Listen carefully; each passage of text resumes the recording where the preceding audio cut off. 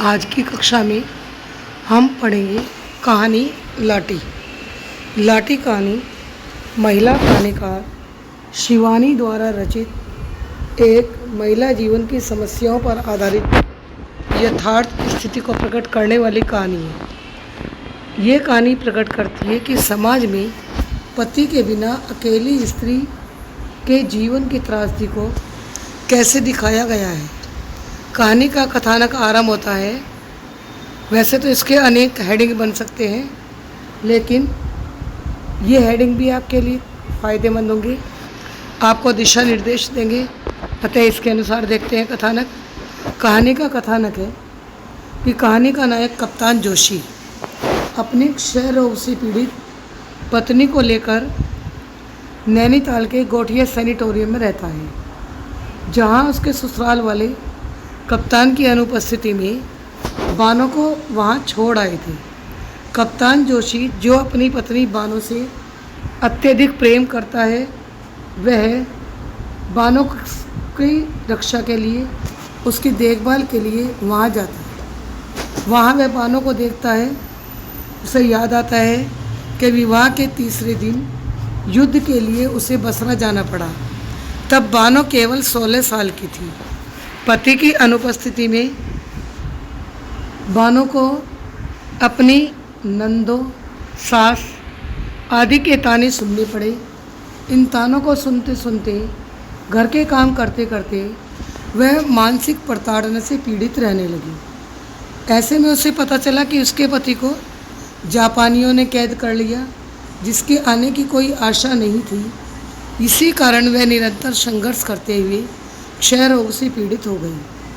अब कप्तान अपनी पत्नी से अगाध प्रेम करता था, इसीलिए वह सब काम छोड़कर जब 2 वर्ष बाद लौटा तो वह सैनिटोरियम बानो के पास पहुंच गया। बानो उसे देखकर आंसुओं की धारा से उसका स्वागत करने लगी।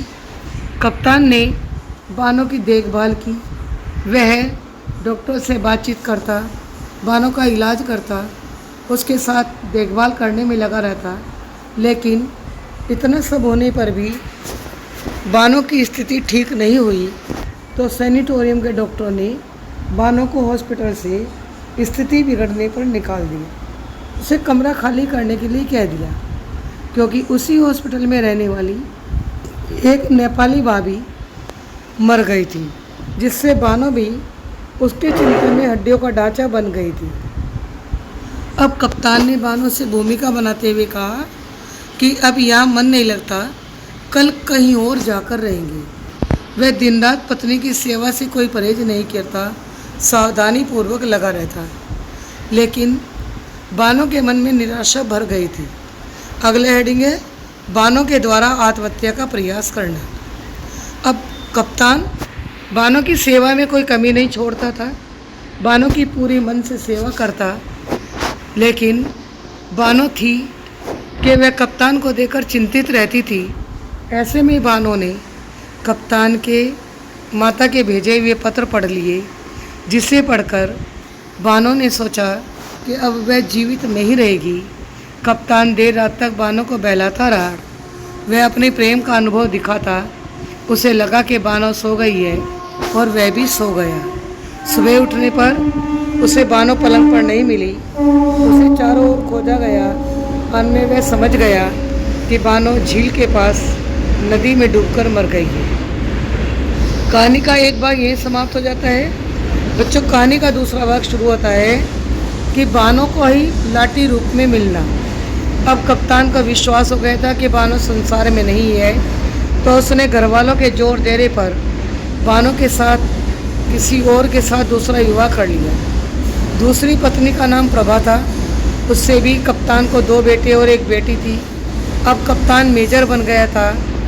तो इसमें लिखा कहानी के 16 वर्ष पश्चात, लेकिन आपको समय याद नहीं तो कुछ वर्ष के पश्चात भी लिख सकते हैं।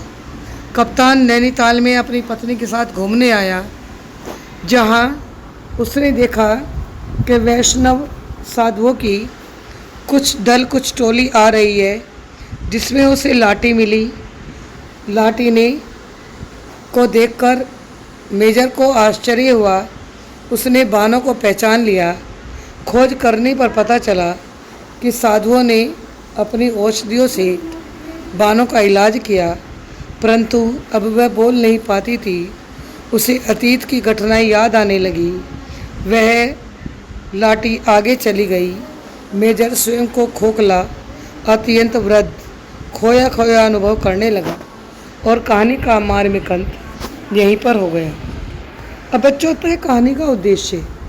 कहानी का मूल उद्देश्य है कि पति के बिना नारी का जीवन कोई उद्देश्य नहीं होता। उसे जीवन में अनेक पीड़ाओं का सामना करना पड़ता है। दूसरा, एक स्त्री ही दूसरी स्त्री के शोषण का कारण होती है। वह अपने दृष्टिकोण में चाहकर भी परिवर्तन नहीं ला सकती। अगर वह एक दूसरे की ईर्ष्या द्वेष की अपेक्षा सहयोग की भावना रखे तो सभी की उन्नति का मार्ग मजबूत हो सकता है। लेखिका का दूसरा उद्देश्य है कि क्षय रोग, जिसे हम तपेदिक या टीबी कहते थे, वह कोई असाध्य रोग नहीं है। यदि परिजनों का, परिवार के लोगों का प्रेम, सहयोग, सहानुभूति ले तो रोगी मृत्यु की शैया से भी बचाया जा सकता है। यही कारण है कि नेपाली भाभी जब एक दिन अचानक मृत्यु को प्राप्त हो गई तो बानो भी इसी चिंता में अत्यंत कमज़ोर हो गई और वह भी अपने आप को क्षय रोग से एक दिन मर जाएगी ऐसा निश्चय कर पाई और उसने भी आत्महत्या का प्रयास किया। बच्चों, कहानी प्रभावशाली है, संदेश देने वाली है और सभी प्रकार से मार्मिक है।